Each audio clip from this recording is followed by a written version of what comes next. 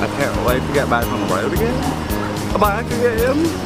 Dude, like for the baggers. Back home again. Back home again. In Indiana land.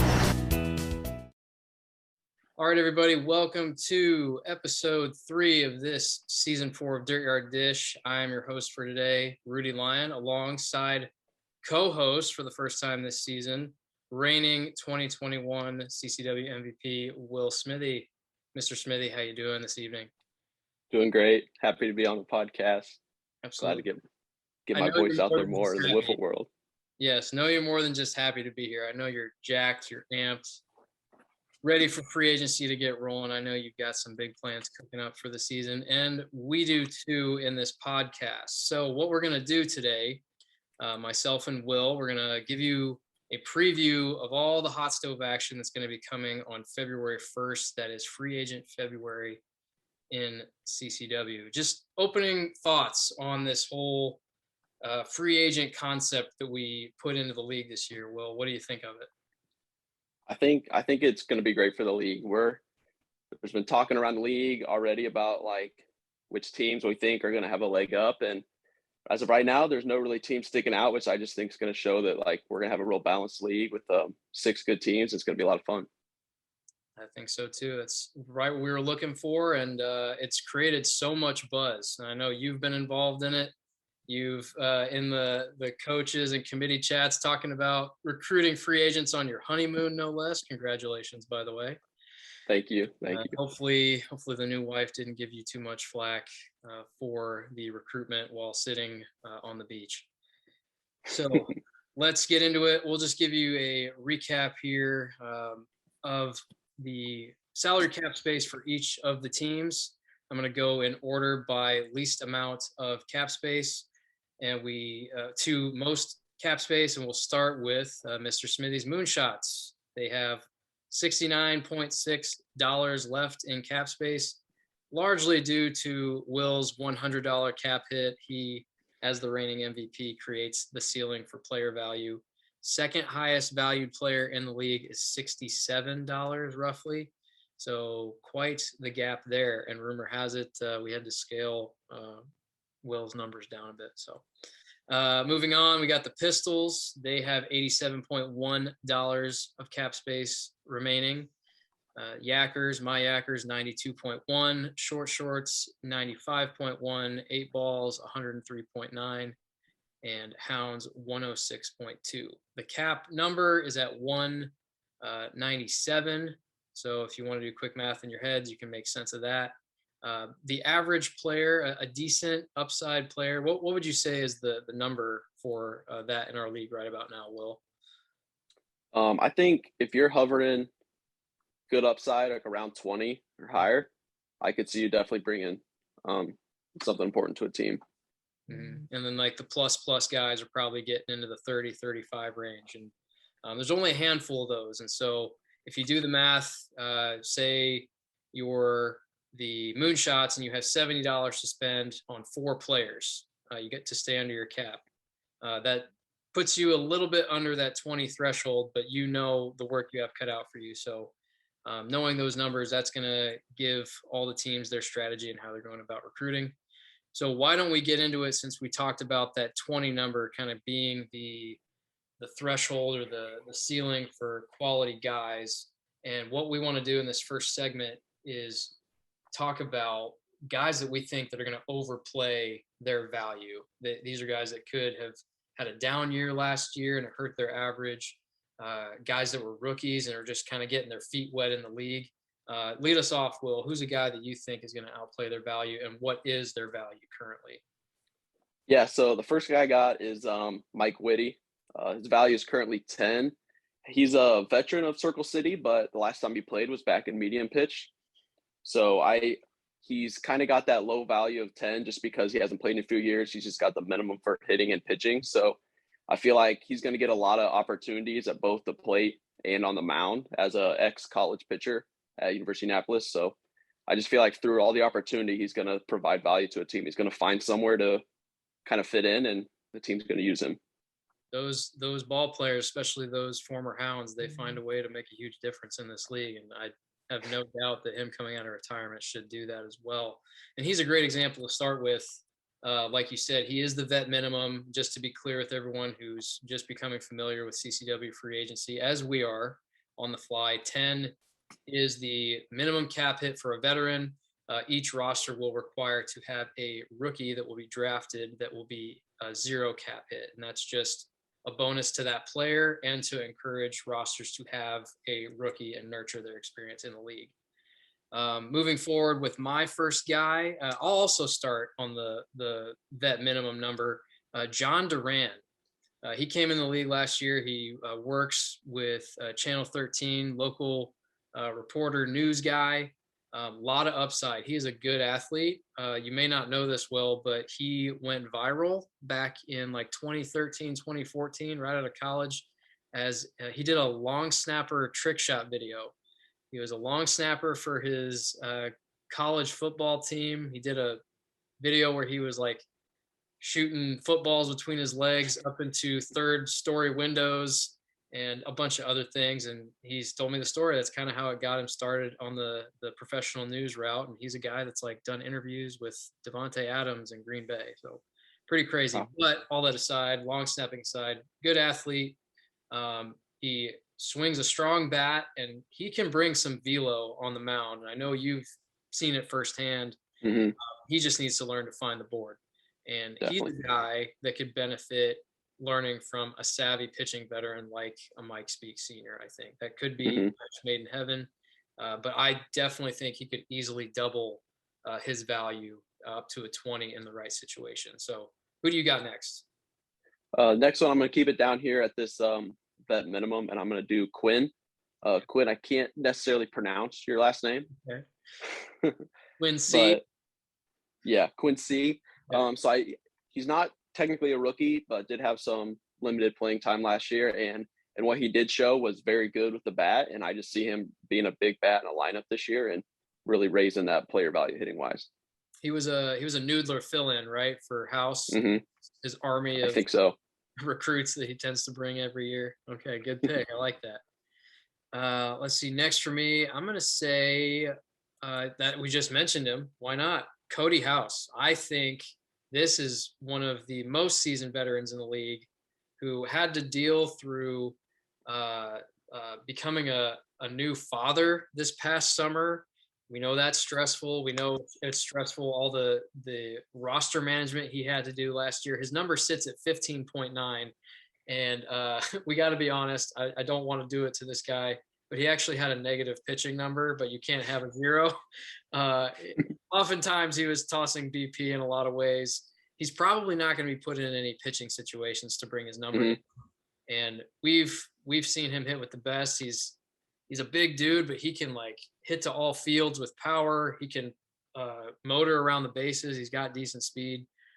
Again, another guy in the right situation who isn't counted upon to maybe be the guy in the lineup. He could be super effective. Who's your third? So my third, I'm going to do James Hayworth. His value is 20.5. And just from going back, I played with him my first year in the league on the Hounds. And for 20.5, I just know at the plate, you're going to get a guy that's going to be on base, hit to all fields, and be a really aggressive base runner to create runs. So I think that'll be a lot of value there. And then I know he's been injured a little bit pitching wise. I don't fully know how he's been healing, but you can always count on him to at least gut out a few times on the mound and throw some really great games. And when he's got that kind of hard knuckleball working and he gets you down early, he'll just throw in that hard lefty slider, and it's not a lot you can do with it. So I think he definitely outplays its value. He's a guy that if you put him in bubble wrap for the season, he probably outplays his value because he's either going to hurt his arm. I know he's had shoulder problems the last couple of years, and he's notorious for running into the Dirtyard center field fence. So yeah, wrap him up. Definitely think he could outplay one of the fastest and best contact hitters in wiffle ball in Indiana, not just CCW. He plays in multiple leagues. My third guy, teammate of mine last year, one of the twins, Dowden, was very impressed with him coming in as a late season addition when my Yackers were having some roster issues and getting 3 to 4 guys to the field. And he filled in really well as a guy who hits the board, doesn't have a lot of pitches or movement, but he can throw strikes. And just talking to you before recording the show, he came up clutch in playoffs, especially when he got comfortable with about 30 at bats under his belt. He got a couple knocks off of Mike Speak Jr. in a big playoff series for us. So I think he could easily get to that 20, 25 points in the right team scenario. Yeah, I can see that happening. And you have one more. Who's your fourth? Yes. So my last one was a tough one. You know, I'm gonna choose. So I'm choosing my buddy Reed. His value as both a hitter and pitcher obviously is really high at 66.7. But because just knowing where he is pitching wise, being most of that value, and he's been working on hitting in this offseason, I just don't see his hitting value not rising.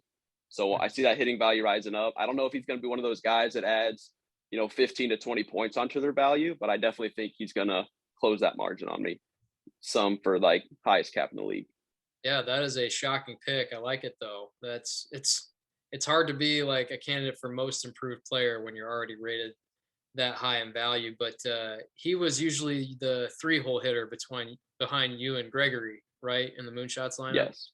So if he's higher in the order, if he's a leadoff guy or a 2-hitter, he could definitely produce a lot more and boost up his numbers there. My last one, I'm not going to go quite that high. Actually, it's about 50 points less than Reed. And that's Alex Kerchief, who was probably a top 3 rookie in the league last year. He does it all. Honestly, he put on a show in the All-Star game. He has great slow pitch power, whether that's with a big barrel bat or a yellow bat. He's going to get more comfortable in the slow pitch. And I think some of the rule tweaks that we made on lob pitch is going to benefit him and all hitters to begin with. And he's committed. He wants to be more of a primary weapon on the mound. He's already got like 5 pitches. He just needs to up his velo and find more consistency and really working on pitch design and when to use pitches in the right scenarios. So I think he's probably one of the more obvious ones because it was plain to see last year. This guy gets it. He has the stuff. He just has to get comfortable. Yeah, he's also got just such great energy for the league that it's just hard to not see him want to get better and improve that value. So it's definitely good. With his experience with media and doing podcasts and stuff, you might as well just add 10 points to him just because he's going to be a great committee member. So shout out to you, Chef Gert. Moving on to our next segments. Great job, Will. Off to a great start. And you're not a podcast rookie. This is your second time on Dirtyard Dish. We go back 2 years ago to our first quarantine episode. So you're definitely a veteran here for us. How about we talk about our franchise duos? Which duo of the 6 teams in the league do you think has the most solid 2-man foundation so far? So this was tough. As we mentioned, we feel like there's a lot of teams that are pretty even already starting out with the 2. So I'm choosing the Pork Pistols. Like I said, I think Reed's going to get better with the bat on that team. And obviously Thomas is a very good hitter already. And just from knowing him, if he needs to throw, he can. I want to call him quiet number 2. But just because I know they got 2 guys that can go off the mound and that are at least above average at the plate, if not, really good hitters, I just think they have a good, solid duo right there. Oh, for sure. I love that pairing. I'm very curious to see how Reed is going to fit in that Pork Pistol culture that is great competitors, but a lot of fun as well. It's a good mixture of both. The league party boys, I would have to say, they always bring the party wherever they are, as does Reed, but in his own way. I think, now I told you I was going to do this on the fly, and I was really on a coin toss. I like the Pork Pistols pick. I think I'm going to go with the Hounds. And for this reason, I could have easily gone with your Moonshots, you and Gregory, because you have the defending championship experience, you have the team chemistry, but I'm going to go with the college teammate experience and chemistry with those 2. They've never been teammates. Well, they were teammates last year in CCW as short shorts. And then they're carrying that over as DJ selected Sprinkle. He could have, I think we examined the draft. DJ could have taken Reed, but I think the continuity and the connection that they had as teammates already in CCW wanted to stick it together. Sprink is easily, I mean, he was our Cy Young winner, correct? Mhm. He was top 2 pitcher. Oh, yeah. And there's no reason to think why he can't stay up there as long as he stays healthy and available. And DJ is one of the most dangerous fast pitch hitters in the league. You know, he's not going to be in a murderer's row lineup like last year, so we'll see. But I think they have a very solid pairing there. Yeah, I like that. We just gave kind of a tease with the duos. Now, based on what we know of those duos, let's go team by team and what we think each of the team needs are for each of the 6 franchises. You can do 3 of them, and I'll do 3 of them. Okay. So I'll start it off. I'll just go with your team here with the Yackers. So obviously you got you and Cade Luker, both 2 good bats, and you're obviously really good pitcher in this league. I think the first thing that sticks out to me when I'm thinking about your guys' team is needing a number 2 pitcher, mainly durability wise. So we both know that you fought through some injuries pitching wise. So not only having a guy that's throwing game 2, but being able to complete all of game 2 and be there consistently throughout the season. So you're not really eating up a whole lot of innings. Yep.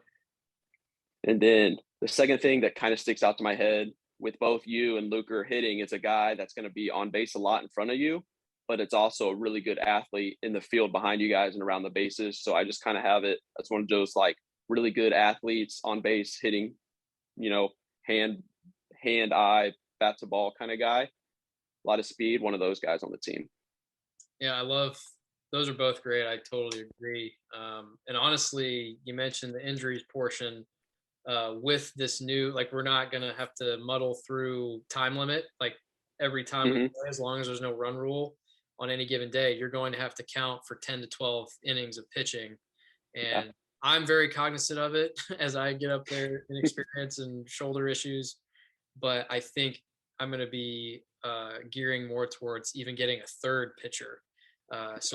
Depth there and developing them so that they're ready to go for a playoff push in case someone does blow out a shoulder or something. So totally agree on both of those. You nailed it. Exactly how I'm trying to form my team in free agency next month. And I'll return the favor and think of your squad. You've obviously got the hardest task in the league, trying to use your own cap space against yourself and pick and choose guys who you think are going to outplay their lower value and also develop team chemistry amidst that with some experience. No surprise here. Like I was mentioning, cheaper valued guys. You need a second arm, a pitcher. You've got 2 of the better hitters in your lineup already. You could easily split up your innings between 2 games, 2 and 4, 3 and 3, whatever. I imagine you're likely just going to go get that 1 dub in 6 innings if you can. But who's going to throw game 2 for you? And you got to find a guy who is at a value probably under 15 to 20 bucks at this point. So that's going to be huge for you. And I think similar to what you were saying, like on base percentage ahead of me and Luker, you need that too. Because you and Gregory, you're going to hit your homers. But if you can find a guy with speed, a guy that just gets on base and isn't really ashamed to take walks, kind of the model that you guys have had with the moonshots the last couple of years, that's going to be your path to success. Is there anything that you think you would add to that? No, I think you're definitely on it. And like, as far as that second arm on a team, one of those where like I may have to just bring in 2 or 3 guys that think they can pitch and just almost have a competition within themselves this year to see who can actually come out and be that second guy. It's kind of one of those teams, because I definitely think, from the moonshots, losing Reed, who I've always played with, having a second pitcher, that's definitely going to be something new, and going to have to figure that out and see who can step up. Sure. Who do you have on your list next for team needs? So next I'll do the 8 balls. Okay. So love the duo of Senior and DeHart. I can definitely see Senior getting DeHart, not quite to junior level, because that's a level that I don't think anybody's ever been on, but definitely can, I think, get him more consistent with some pitches and being a really good arm on the mound. So when I think about their team, though, I think one thing that they need is just some velocity on the mound. Taylor's not really a guy that I would say will blow it by you. he has some good pitches and a lot of movement. Same thing with senior, a lot of different pitches, a lot of different movement, tough to hit. But if you're facing a team that can really swing it, I think you need to have some velocity in our league now. And I think that would probably be the biggest thing they could add. And then the second part I think they could do is, while they're both good hitters, I think they could add another big bat in that lineup, just because they're not going to have Junior coming out, because Junior's not in the league this year. McFarland's not in the league this year. So through this free agency, they might have to slug it out a bit more than they used to. So adding a big bat would definitely help. Yeah, that's a great comp right there. I honestly, shockingly, had not thought of this. Like, you're essentially replacing the retired Junior with another lefty into Hart, and Mike is the pitcher whisperer in Wiffle, and he's raised his left-handed pitching son, and now he's adopting Taylor into the pitching fold. So you might see, we probably should have put him as outplaying his value, honestly, because he's definitely master sensei in the corner coaching him up. And then, no surprise, it sounds like all rumors are leading to another sweet swinging lefty, Connor Morris, joining that lineup, which is going to be a nightmare to face. So yeah, I find it hard to not see Simo joining that team. Yeah, it's probably a lock. But he's, I think in the rumors on the website, it says, quote, Simo is an 8-ball for life. So we'll see if that holds true. Next up, we got the Hounds. I talked about DJ. I know I bragged about them a little bit. The only thing he's going to need is some lineup protection. I made mention of the Murderers Row, both the Moonshots and the Short Shorts had in their own right last year. Who are they going to add to bat behind him? Who's going to be in front of him so he can get RBI opportunities? Honestly, though, I think having a quality batter behind you with the 3 intentional walk rule per game, you can use all 3 on DJ and just pick your battles against the others. So it's going to be important that they get another stick in there that can compete. And then you talked about power arms or velocity. Sprinkle, he can bring it, and he's probably got one of the best 2-pitch mixes in the league, with his sweeper and then his little kind of screwball action fastball that he uses well. And it's because he comes out of the same arm slot with it every time. But they could benefit from a guy who just chucks, like let me think, Tyler the Grunt punt, or a Christian Leffler type, even though it's looking like he's going to be out of the league this year unless he wants to come out of retirement, or even a John Duran, like I teased earlier. Yeah. And your third team, you got? So third team, I got these short shorts. So the first thing I think they're going to need with Dudas and Aiden as a duo is just a mediator. We all know Dudas gets pretty competitive. They've had to separate before, but I think they'll be back. They'll be better than ever. And then, so all kidding aside, the first thing they need is some protection for Dudas in that lineup. We know Aiden can hit a little streaky, but if you have only a guy like Dudas in the lineup, people just aren't going to pitch to him. And then second, they need a consistent strike thrower. We know Aiden throws gas. He can get a little erratic. Dudas, very similar. He started off his first outing last year, pounded the board, looked great, and then couldn't find it the rest of the year. So they're definitely going to need somebody to get on the mound and just pound that board. Doesn't really matter speed or pitches. It's somebody that can hit the board and keep them into some games. Absolutely. It's kind of funny. We were talking velo, the need of velo for the other teams. Those guys don't need velo because Aiden's nasty. Oh, no. He's one of the best in the world when he's on, especially with clean ball, NWLA. And they could benefit from a guy, not from a coaching standpoint, but like his pitching abilities, like Mike Speak Sr., just pounding the boards, doing off speed. And last but not least, we got the Pork Pistols. There are some rumors that this team is probably and likely going to be pretty similar to last year in most parts, as they can keep the bodies under the cap. But let's just presume that I already mentioned him. Tyler Punt is on this Pork Pistols team. He's a solid 2. And honestly, he was better last year when he went away from just throwing fastballs constantly. When he throws one of the dirtiest knuckle curves in the league, he keeps you on your toes and off balance. He's effective. but in the same vein of keeping everyone healthy, they could really benefit from having a third arm to get through all the innings that it takes. Because as you mentioned too, Reed can have his days where he's a little bit like Aiden and can be erratic, but not in Game 2 of the Dirtyard Classic. Oh my lord, was he not? And that also makes me wonder, like, are the old Pork Pistols, they've been kind of teasing and talking about it, like Thomas Hopkins, Bundy, are they gonna actually, nut up and learn a few more pitches other than just throwing a fastball? So we'll see if that develops.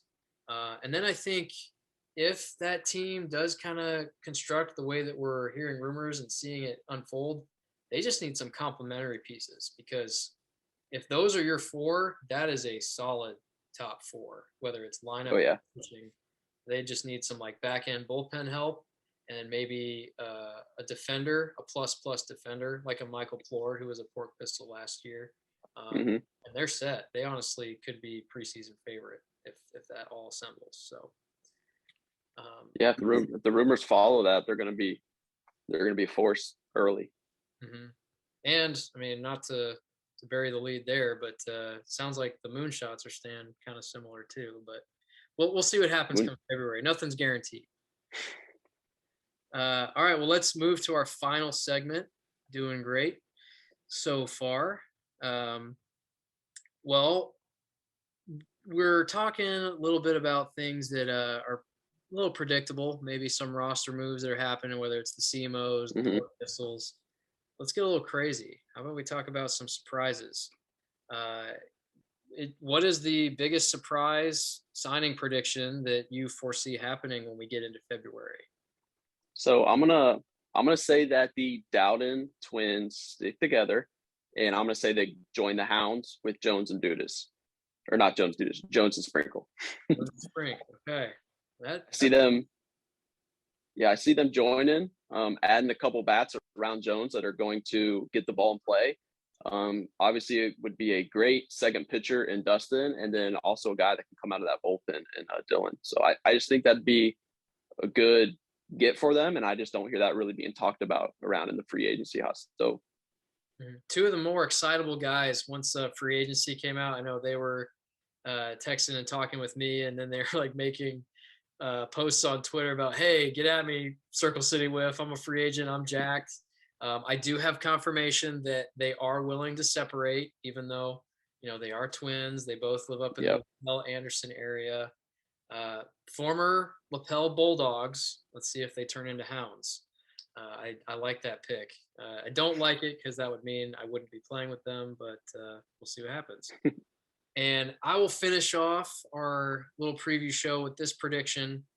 Somehow, some way, I think that Keegan Coy, who is a historical, now he had a 1-year stint with the Moonshots, but is a historical short. I think he does not sign with the Shorts. Wow. Goes somewhere else. I know. I'm even like not believing it, saying it in this moment. And he's going to be on the same roster with Spencer Schreiner. You heard it here first. Lock it in. Book it. That would present some fireworks. We want to see it. I think we would all love that social experiment. It could fail horrendously, but we're all about. We're a views league. We just want the entertainment. That's that team's gonna need the mediator instead of Dudas and Aiden. Then that team is gonna need a personal therapist. So I'll happily, since I spoke it into existence, I'll volunteer myself for that role. But all right, Smithey, you've been great on this segment. Happy to have you on board again. Is there anything else that is worth mentioning or that you're excited about as we get into February 1 free agency opening? Just excited to see it all unfold. Glad to take over coaching duties for the first time. If it wasn't going this way, I was rumored to possibly try to take over a team anyway. So it's something that, no disrespect to Blake Forrest, obviously good buddy and one of the main coaches of Moonshots last few years, but something that I'm really happy to do and get more part of the league than just, Moonshots 22, run it back. Absolutely. Well, great additions all around. Will Smithey as the manager of the Moonshots, a great addition to the podcast crew and league leadership, and a great addition to the league overall with this free agency concept. We're excited to get it rolling. Again, reminder, February 1st at the stroke of midnight, we will have free agency kickoff, and teams will be able to sign their first Tier 1 free agent. And then we'll just move on week by week throughout the month. So stay tuned for more updates. We will have weekly free agent signing recap shows with different guest hosts and co-hosts and things of that nature. So again, this has been Dirtyard Dish with your host, Will Smithey, manager of the Moonshots, and myself, deputy commissioner of CCW Reliant. Y'all enjoy the rest of this build up into free agency season. I can't wait to get back on the road again. Back again. Dude, like for the baggers. Back home again. Back home again. In Indiana land.